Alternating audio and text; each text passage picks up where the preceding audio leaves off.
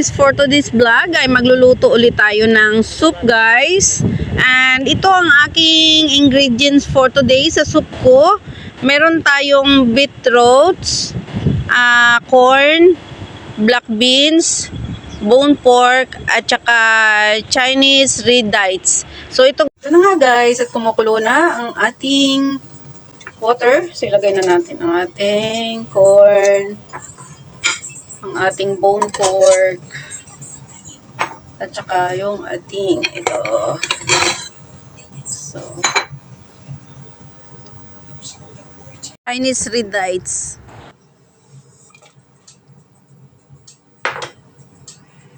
Guys, tingnan na natin ang ating soup. Ayan. Ayan siya guys. So, ayan na. Ayan, ready na guys ang ating soup for today. Thank you so much for watching.